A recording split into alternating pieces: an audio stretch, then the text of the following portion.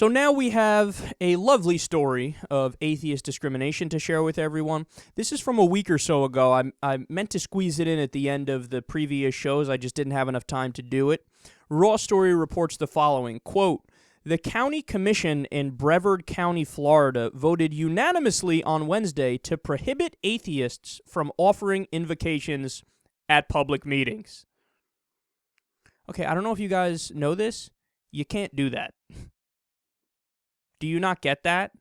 The fact that there are invocations allowed means you have to open it up to all different ideologies and beliefs, because our government, you can't have a religious test for government. You can't pick one religion over another or religion over non-religion, and you're doing exactly that. What you're doing is blatantly unconstitutional.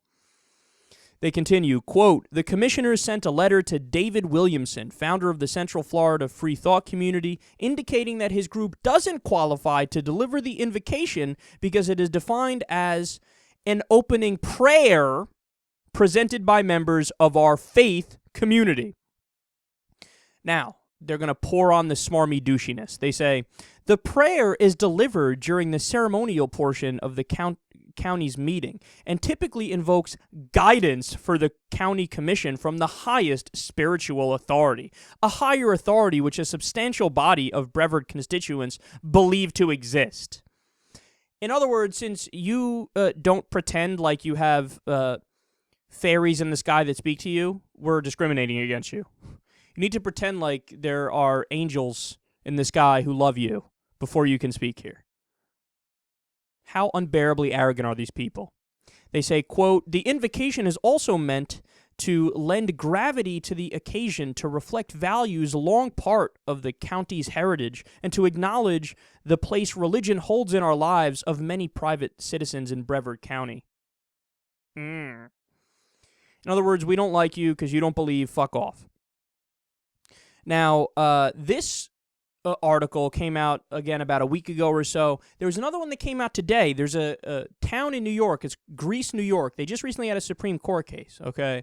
And they won the Supreme Court case. The case was about, hey, we want to do an opening prayer or an opening invocation or whatever in their little town meeting.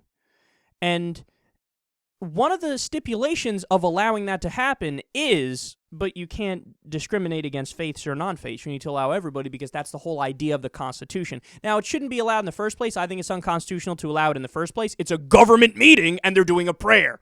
That's a violation of separation of church and state.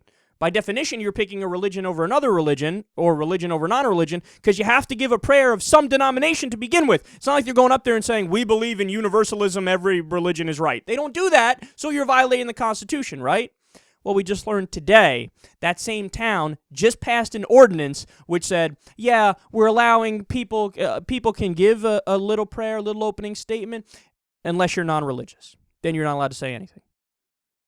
But you're violating the exact thing that they said you couldn't fucking violate. You're saying, well, we're allowing everybody to speak here, so you can allow us to do this prayer, you can allow us to do this opening statement, right? And here's the thing, by allowing everybody to speak, what we mean is we're not allowing everybody to speak, and we're disregarding anybody who doesn't believe like we do. Specifically the agnostics and the atheists and the humanists. The amazing thing about these people is that these are the same people, let's keep it real, they're conservatives. And these are the same people who would argue that they love the Constitution, they're in favor of the Constitution, and the liberals are always against the Constitution. Well, here's a clear example of you're against the Constitution. The whole idea of America is the opposite of what you're doing.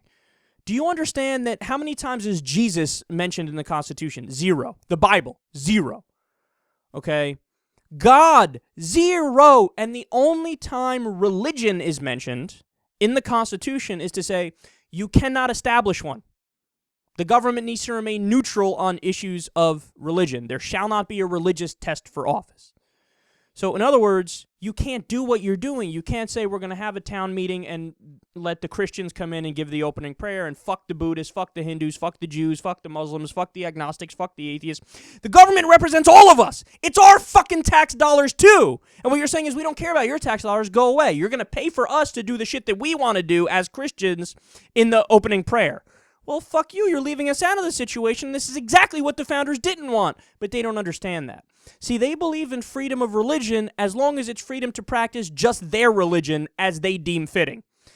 They only believe in freedom of religion when it's convenient for them. As soon as it involves Muslims, Hindus, Buddhists, and other people, even non-religious people, the freedom to speak, the freedom to open up a session by saying a few words, right? Then all of a sudden, all the freedom is gone and it's just a Christian theocracy.